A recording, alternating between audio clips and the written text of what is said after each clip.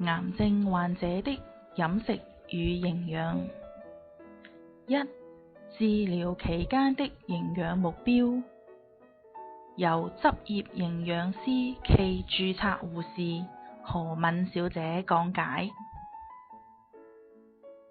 良好嘅營養狀況對癌症病人係非常之重要嘅。好多研究都提到就話，如果一個癌症病人佢本身個營養狀況係好啲嘅話，當佢喺接受癌症嘅治療，無論係化療啦，又或者係放射性治療嘅時候，佢都比較會係容易適應呢啲治療帶嚟嘅副作用。咁相對地，亦即係話對治療嗰個承受力同埋療效亦都係會好啲嘅。另外，營養狀況同我哋身體嗰個免疫能力同埋康復嗰個能力都係息息相關嘅。咁如果我哋個營養狀況係好啲嘅話，即係話喺身體嗰個復原啊，或者係減低呢個感染啊，或者因為免疫能力唔好而導致嘅問題，亦都係會較為少啲啦。跟住落嚟就想同大家討論下呢一個係癌症病人喺唔同階段嗰個營養嘅目標啦。咁簡單嚟講，我就將佢分咗3個階段啦。第一個就係等候期間，而第二個就係治療期間，第三個就係康復期間。咁喺呢一度我講嘅等候期間，其實就係包括譬如有一啲嘅朋友，可能你係啱啱被診斷為有癌症，又或者仲喺度等緊一啲嘅化驗報告出嚟，去到確定醫生想幫你去安排啲乜嘢嘅治療啦，又或者係我哋仲喺度係做緊一啲唔同嘅檢查啦，然之後去到開始我哋個療程。咁另外一啲時候，我哋可能會係等候期間，就係話，譬如喺我哋做完其中一個療程而等進行另外一個療程嘅時候，咁呢一個亦都係一個等候嘅時期，亦都係一個最好嘅時間俾我哋去到儲備足夠嘅營養，等我哋為下一次嘅治療做好呢個準備。好多陣時癌症嘅病人可能都會試過就係話，當做咗幾個療程之後，可能醫生會話俾你聽，OK， 你個白血球依家太低啦，咁需要暫停治療，然之後再檢查睇下幾時可以恢復翻治療。咁我喺呢一度其實想講嘅就話，如果真係遇上呢啲情況嘅時候，你更加要放鬆心情，就唔好因為咁樣覺得係世界末日啊，又或者係去到放棄咯。你更加應該係把握呢段時間，因為喺等候期間其實就係一個最好嘅機會，俾我哋去到儲備我哋嗰個營養狀況，將自己個身體狀況係改善到去到最好，而為到未來嗰個治療做好去準備嘅。因為我哋都知道喺做治療期間，好多陣時譬如會胃口唔好啊，又或者係甚至會有嘔吐嘅情況啊，口腔潰爛嘅情況啊。咁喺嗰陣時，譬如就算你好想去食嘢嘅時候，你都未必會食到啦，又或者係嗰啲營養嘅吸收亦都係未必最好。咁變咗喺等候期間，或者係等我哋喺度等緊下一個療程嘅開始嘅時候，其實就係最好時間去俾我哋去調整我哋個營養狀況。而接住落嚟，另外一個就係治療期間嗰個嘅營養目標。咁喺嚟緊呢一個環節，我哋就會詳細去到探討呢一段期間，其實我哋喺飲食嗰方面有啲咩重點要留意嘅。咁第3個階段我講嘅康復期間，其實就係指一啲嘅朋友，當你已經完成晒癌症嘅治療嘅時候，咁可能我哋想知道，咦，咁我點樣去飲食嗰方面注意啊，去到預防癌症嘅方法。咁我哋將會喺另外一個環節，其實會詳細探討，就係喺康復期間嗰個飲食注意事項，同埋點樣透過飲食去到預防我哋個癌症復發。癌症病人接受治療期間個飲食同營養目標主要有3個大嘅項目。第一就係我哋要維持均衡嘅飲食啦。第二就係要攝取足夠嘅熱量同埋優質嘅蛋白質，而第3個就係喺治療期間，往往都會有一啲嘅副作用，譬如胃口唔好啊、腹瀉啊或者嘔吐情況，咁我哋係必須係想辦法去舒緩呢一啲嘅情況，唔好因為佢而導致營養狀況去到降低，影響我哋嗰個身體嘅復原或者係治療嗰個療效。咁喺呢一個環節，我主要就會係就住點樣去維持均衡飲食，同埋攝取足夠嘅熱量同埋蛋白質，就會詳細咁樣去到同大家傾一傾嘅。至於點樣去到舒緩治療期間嗰個不適，我哋就會喺下一個環節就再詳細咁樣作出一啲探討。跟住落嚟，想同大家探討一下乜嘢叫均衡飲食嘅原則。我哋成日都叫人哋要飲食均衡，咁到底乜嘢叫均衡飲食呢？均衡飲食嘅原則其實就包含咗我哋日常對食物份量嘅配搭，同埋唔同食物嘅選擇，另外點樣選用唔同嘅方法去烹煮我哋嘅食物。其實喺我哋日常嘅食物當中，我哋就將佢分咗5個類別。第一就係五穀類，跟住係蔬菜類、水果類、奶類同埋蛋白質類嘅食物。喺均衡飲食嘅原則入邊，我哋建議大家日常嘅食物應該盡量以五穀類食物為主。咁乜嘢叫五穀類嘅食物？五穀類嘅食物就包括咗粥、粉、麵、飯、麵包、麥皮同埋一啲各類用呢一個麵粉做嘅製品，譬如通心粉、意大利粉或者係餅乾啊呢一類啦。喺五穀類嘅選擇入邊，我哋日常如果能夠揀一啲比較高纖維嘅，譬如麥包或者係麥皮，又或者如果我哋喺煮飯嘅時候能夠加入一啲粗糧，譬如紅米、糙米、蕎麥呢類，咁其實五穀類佢除咗可以俾到能量去俾我哋日常去活動之外，亦都係一個主要纖維嗰個來源，去維持翻我哋個身體健康。跟住落嚟，第二類嘅食物就係蔬菜同埋水果類。咁喺均衡飲食入邊，當然唔可以缺少咗蔬菜同埋水果嗰個嘅攝取。蔬菜水果其實佢主要會提供到我哋日常身體需要嘅各類維生素啦、礦物質啦，同埋亦都係一個纖維嘅主要來源。而蔬菜水果入邊，佢含有一啲嘅植物元素，對維持我哋身體嗰個免疫能力都係好重要嘅。咁所以喺日常入邊，我哋盡量要攝取足夠嘅蔬菜水果。跟住落嚟就係奶類嘅食品。奶類嘅食品其實主要就係會提供一啲嘅蛋白質，同埋另外係一個優質嘅鈣質嘅來源。咁對於都市人嚟講，我哋好多陣時可能會擔心鈣質唔夠啊，導致骨質疏鬆啊，或者身體其他嘅毛病。咁奶品類嘅攝取，其實對於維持我哋鈣質同埋蛋白質嗰個需要，亦都係好重要嘅。咁喺選擇奶品類嘅時候，最重要個原則就係盡量揀翻一啲低脂或者脫脂嘅奶品類嘅選擇會比較好一啲啦。咁最後一個就係蛋白質類嘅食物，相信大家對蛋白質類嘅食物都唔會太陌生啦。咁蛋白質類嘅食物其實就包括咗各類嘅肉類啦，包括魚啊、牛啊、雞啊、豬啊、羊啊或者海鮮類、雞蛋類啦。咁呢一啲講嘅就係動物嘅蛋白質，但係蛋白質亦都存在喺唔同嘅植物類嘅食物入邊，譬如包括各類嘅乾豆啦，譬如黃豆啊、紅腰豆啊、眉豆啊、綠豆啊呢類，其實佢哋都係蛋白質嘅來源嚟嘅。咁亦都包括一啲豆類嘅製品啦，譬如豆腐啊、腐竹啊、豆漿啊，其實佢哋亦都係蛋白質嘅來源嚟嘅。好，咁喺食物份量嗰方面嘅需要又係點樣呢？咁嚟緊落嚟就會同大家探討下喺唔同食物類別，每一個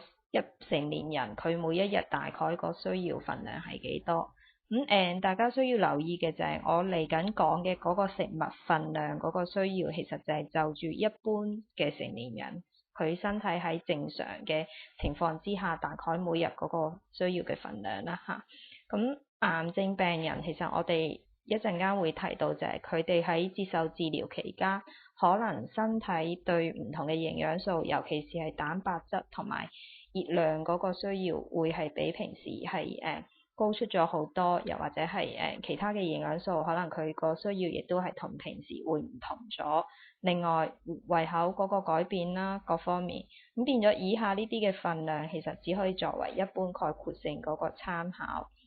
癌症病人如果有需要嘅話，你就要因應翻自己個情況作出一啲嘅調整，同埋最好就同你個醫生或者營養師去商量下，即係如果你有特別嘅營養嗰個需要嘅話。咁第一個我哋要講嘅食物類別就係蛋白質類嘅食物。一般成年人嚟講，每日就大概需要5至7兩嘅蛋白質類嘅食物，亦即係190至到260克度嘅蛋白質食物。咁我呢度講嘅蛋白質食物其實係包括所有嘅唔同嘅肉類加埋一齊啦，亦都包括魚類同埋雞蛋類嘅食物。咁一般嚟講，就每一餐，即係尤其是癌症病人，佢接受治療期間，我哋希望佢最少都要食到3至4兩蛋白質類嘅食物，包括肉類啊、魚啊、雞蛋呢一啲優質嘅蛋白質啦。咁點樣為之一兩？即係如果你用肉眼去評估嘅話，其實一兩嘅肉類就大概係我哋一個乒乓波球咁嘅 size 嘅份量。又或者我哋打麻雀牌嘅時候，一個麻雀牌其實佢嗰個 size 就係等於肉嘅一兩份量。咁即係換言之，每一餐癌症病人就盡量要食到3至4個麻雀牌或者乒乓波咁樣份量嘅肉類，咁就對蛋白質啊同埋身體其他營養素就會均衡一啲。跟住落嚟就係五穀類嘅份量。五穀類一般成年人嚟講，每日大概需要3至6份嘅五穀類。咁一份嘅五穀類其實就係等於一碗飯或者麵或者意大利粉呢啲澱粉質類嘅食物。咁喺一般情況之下，一位成年嘅女士或者一啲比較少勞動嘅男士，其實每一餐就可以食一碗嘅飯啦、麵啊呢啲澱粉質類食物。咁如果對於一啲比較高大或者係體力勞動比較多嘅男士，咁每日可以食每一餐大概可以食到一碗半嘅飯啊、麵咁樣嘅。咁五穀類食物其實亦都包括埋其他用穀類或者麵粉做嘅食物啦。所以你見到呢度講嘅3至6份，其實佢亦都包括咗我哋平時可能會食一啲餅乾啊，或者譬如根莖類澱粉質類嘅食物，譬如馬鈴薯啊、番薯啊、芋頭呢啲嘅根莖類澱粉質類食物。咁如果我哋係食三文治嘅話，佢又點樣計份量呢？大概一份嘅三文治，又或者係2片嘅麵包，其實就等於一份嘅五穀類。所以女士，譬如每一餐正餐你可以食一份三文治啦，有2份麵包咁樣啦。咁男士即係譬如如果高大或者體力勞動嘅話，就可以食到1份半嘅三文治。咁呢個都係喺五穀類嗰個嘅份量需要入邊嘅。接住落嚟就係蔬菜類啦。咁蔬菜同埋水果其實就係我哋鼓勵大家可以盡量多啲進食嘅食物嚟嘅。咁所以我嚟緊講嘅蔬菜同埋水果嗰個份量嘅要求，其實就係講緊係最低嗰個要求量嘅份量，即係最少我哋要食到呢個份量，咁佢就可以提供到維他命啊、礦物質啊，同埋一啲抗氧化、提升免疫力啊、維持身體健康嘅營養素俾我哋啦。咁蔬菜類每一日成年人嚟講就最少都要食到半斤又或者係300克嘅蔬菜。咁點樣為之一份嘅蔬菜咧？有陣時我哋會講成年人每日即係最少要食到3份嘅蔬菜，即係你如果唔想去計幾多兩啊、幾多克嘅話，咁3份嘅蔬菜，其實一份嘅蔬菜係點咧？呢一個圖入邊你見到有一個碗啦嚇，咁如果係煮熟咗嘅瓜類或者係菜類嘅話咧，就大概半碗就為之一份。咁如果係3份嘅話，即係我哋全日大概就要食到1碗半煮熟咗嘅瓜類同埋菜類加埋啦。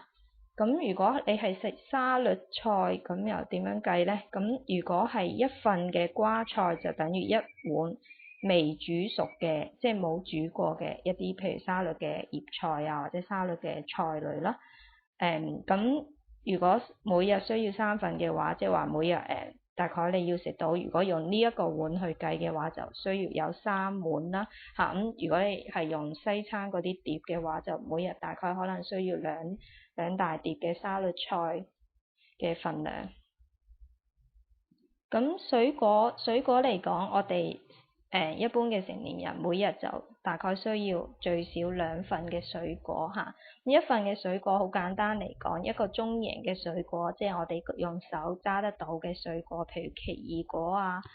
布冧啊呢啲嘅水果，一個就等於1份啦。咁每日就最少需要食到2個啦。咁如果係一啲比較大隻啲嘅，譬如香蕉、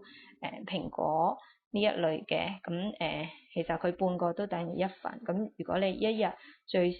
最基本可能食到1個大嘅蘋果或者1條大嘅香蕉，咁亦都勉強夠嗰日個需要嘅。咁如果係譬如士多啤梨啊，或者係切咗嘅瓜類啦，西瓜、蜜瓜或者提子，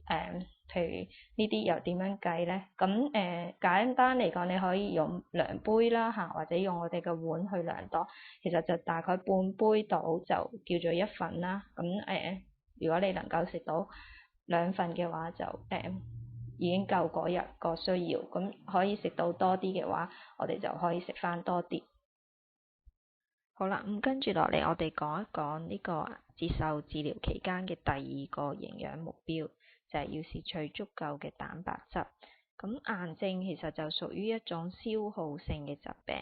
譬如好多嘅病人，佢點解會去揾醫生做檢查，然後發現自己有癌症，可能往往都係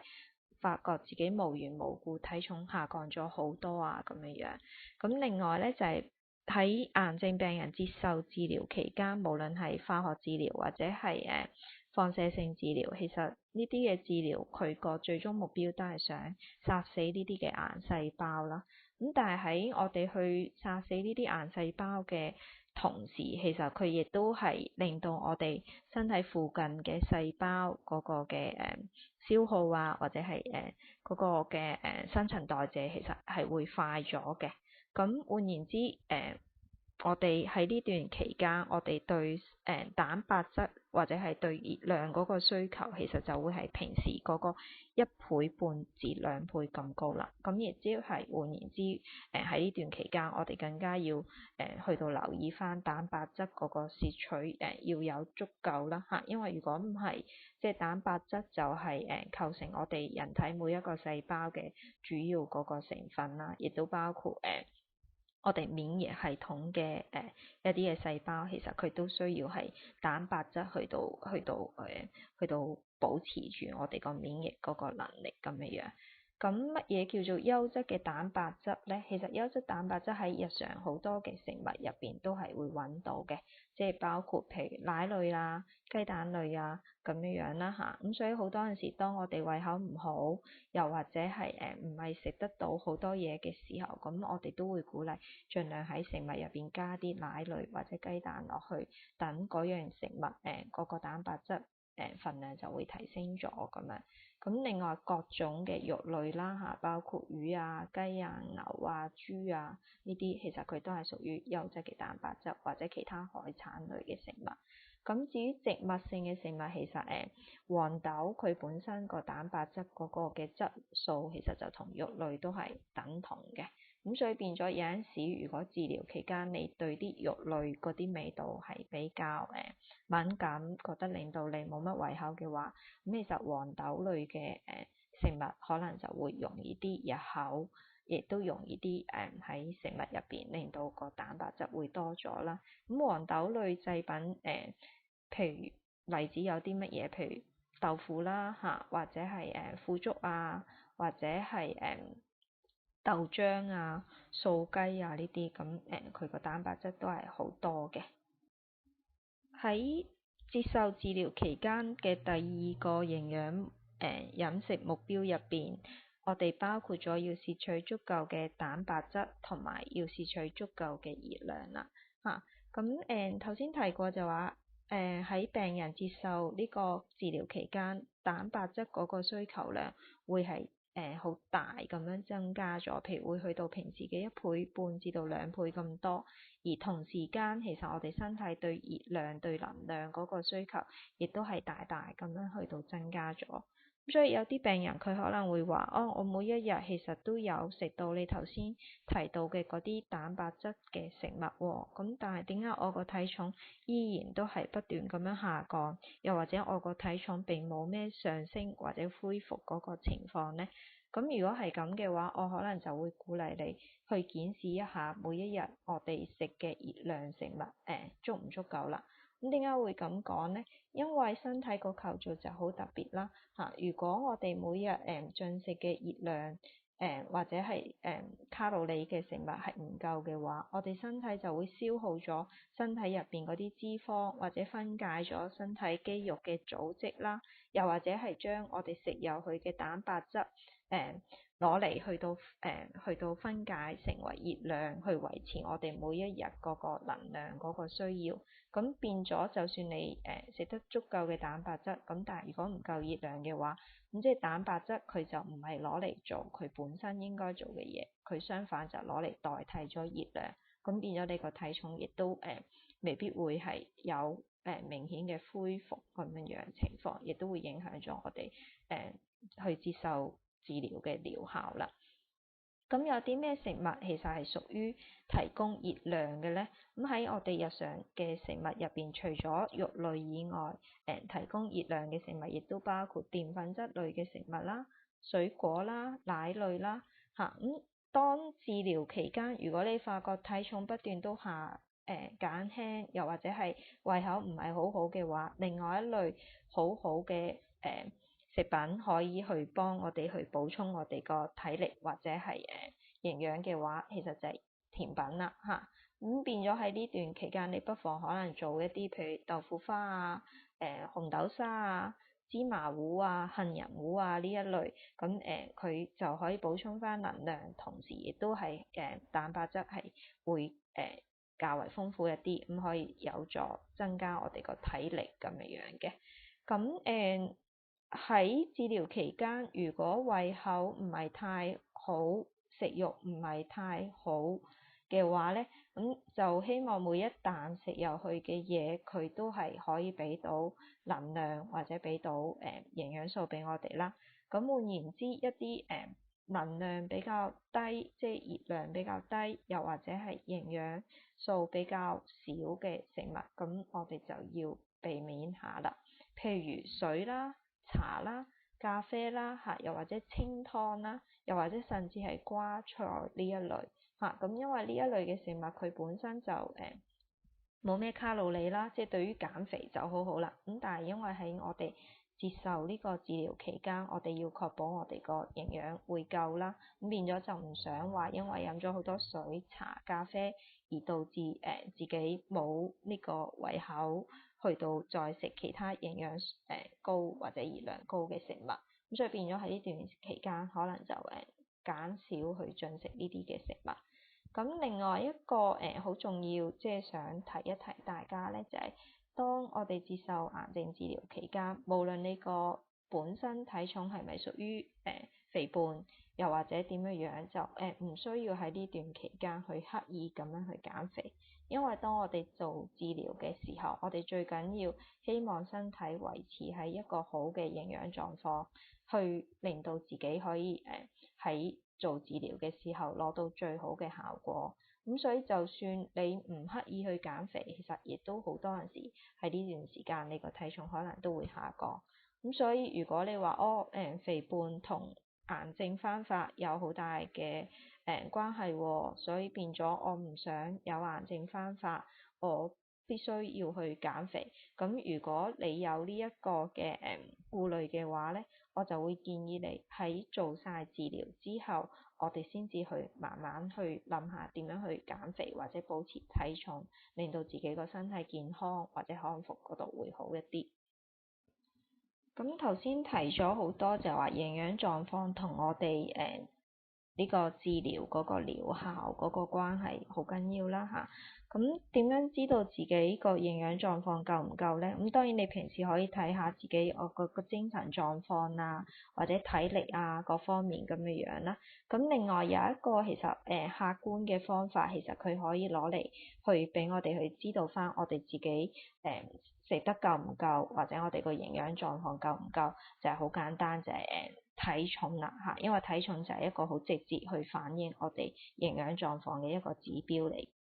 咁跟住落嚟，我就想同大家分享下點樣我哋平時喺屋企都可以去睇到，透過體重去知道自己個營養狀況嘅。咁就想同大家介紹下一個叫做體重指數，或者係英文叫 Body Mass Index（BMI） 嘅計算方法啦。咁呢一個方法其實就用喺成年人身上就好簡單、好方便嚇，唔需要你去查一啲嘅表啊，去睇下自己個體重。咁只需要你如果知道你自己個體重係幾多，同埋你個身高係幾多，咁你就可以計到呢一個 BMI 啦嚇。咁喺呢一度你會見到其實體重指數嗰個計法就係將我哋個體重除以我哋個身高2次嚇，咁就計出嚟嗰個嘅數就叫做體重指數啦。咁但係要留意嘅一樣嘢就係喺呢一個方程式入邊，個體重就一定要係用公斤嚟到計算嘅，而身高就要用米啦嚇。咁所以如果你個體重係磅嘅話，你可能要先將佢化做係公斤，又或者呢個體重你如果係用幾多尺幾多寸嘅話，咁可能你亦都需要做一啲嘅兌換，咁先至計到嘅嚇。咁再重複一次，體重指數個計法就係將我哋個體重除以我哋個身高2次，咁就可以計到一個體重指數。好啦，大家計咗呢個體重指數之後，咁我哋點樣知道自己呢個體重指數屬於健康定係唔健康嘅咧？咁呢一個表就俾大家睇到咧，就係亞洲人 BMI 或者體重指數嗰個指標係點樣樣。咁如果你頭先用嗰個方程式計出嚟，你個體重係指標係屬於18.5至到22.9嘅話咧，咁你個體重就係屬於健康或者標準嘅範圍入邊，咁就唔需要太過之擔心啦。咁但係如果你個體重指數計出嚟係低過18.5嘅話，咁即係話有體重過輕個情況，咁亦即係話可能你更加係要更加迫切要去諗下點樣去改善翻個營養狀況咯。咁我就會鼓勵，如果喺你做治療期間或者係做治療之前，你個體重指數如果已經係低過18.5嘅話，你可能就要同你嘅醫生商量下，就請佢去轉介你去見營養師，然之後等營養師同你跟進翻嗰個營養狀況嚇。咁就唔好因為營養狀況唔好而喺治療嘅時候出嚟個療效唔好，咁樣就會唔抵啦。咁相反咧，如果你個體重指數計出嚟係大過23嘅話咧，咁當然即係就亦都代表話你有體重過重嘅情況啦。咁我頭先提過就話，如果我哋係做治療緊嘅時候，就唔需要太介意話，咦我計出嚟體重指標屬於肥胖喎，咁不如我努力啲去減肥。咁因為喺做治療期間，就算你唔減肥，可能你個體重都會慢慢咁樣下降，咁變咗你就唔需要喺心急喺呢段時間去減肥啦。咁可以等做晒治療之後，先至再同醫生商量下，或者係自己透過運動啊、飲食嗰度去令到自己個體重維持喺一個健康嘅範圍入邊。好啦，咁頭先同大家去到傾過就話喺治療期間，我哋個營養同埋飲食目標就包括我哋盡量要維持翻一個均衡飲食啦，攝取足夠嗰個熱量啦，同埋足夠嘅蛋白質嘅食物喺每一日入邊。咁另外我哋亦都可以透過自己喺屋企去到量度翻或者留意翻自己嗰個體重，去了解翻自己嗰個營養狀況，睇下需唔需要